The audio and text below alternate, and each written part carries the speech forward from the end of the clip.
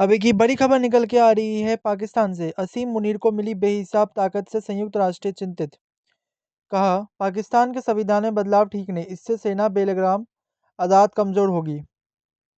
पाकिस्तान में हुए संविधान संशोधन को लेकर संयुक्त राष्ट्र ने चिंता जताई है।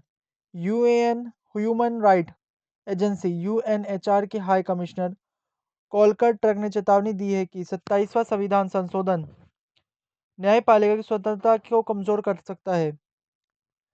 ट्रक ने शुक्रवार को बयान जारी कर कहा कि यह बदलाव उन जरूरी कानूनी नियमों रूल ऑफ लॉ को भी कमजोर कर सकता है जिनसे देश में कानून व्यवस्था बनी रहती है। पाकिस्तान में 12 नवंबर को संसद ने सेना की शक्तियों को बढ़ाने और सुप्रीम कोर्ट की ताकत कम करने वाले 27वें संवैधानिक संशोधन को मंजूरी दी थी। इस दौरान संविधान के 48वें अनुच्छेदों में बदलाव किए गए थे। अदालत पर राजनीति का असर बढ़ेगा। ट्रैक ने चिंता जताई कि संविधान संशोधन पिछले साल पारित 26वें संविधान संशोधन की तरह बिना जरूरी चर्चा के बिना ही पास कर दिया गया है। उन्होंने कहा कि ये बदलाव सिस्टम में इतनी बड़ी फेरबदल करते हैं कि अदालतों पर राजनीति का असर पड़ने का खतरा बढ़ जाता है। ट्रक ने कहा कि न्यायपालिका की स्वतंत्रता का एक मुख्य पैमाना यह है कि उस पर सरकार का दखल ना हो। अगर ये सुरक्षा खत्म हो गई तो अदालतें मानवाधिकारी की रक्षा नहीं कर पाएगी और ना ही कानून को सभी पर बराबरी से लागू कर पाएगी। ट्रक ने संशोधन में शामिल उस प्रावधान पर भी चिंता जताई जिसमें राष्ट्रपति और शीर्ष सैन्य नेतृत्व को आजीवन आपराधिक मामलों से छूट दी गई है। उन्होंने कहा कि ये बात जवाबदेही के बुनियादी सिद्धांतों के खिलाफ है।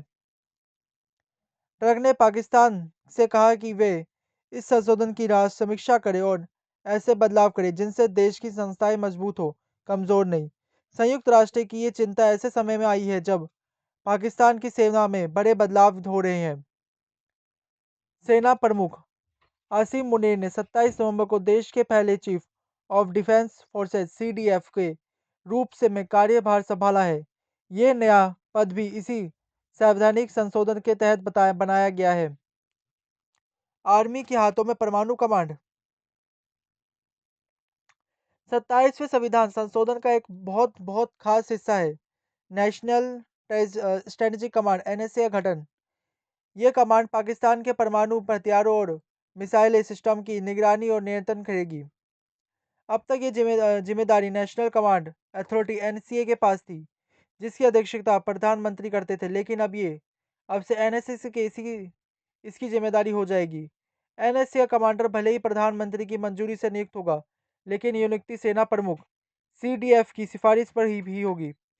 सबसे जरूरी पद ये पद सिर्फ आर्मी के अफसर को ही दिया जाएगा।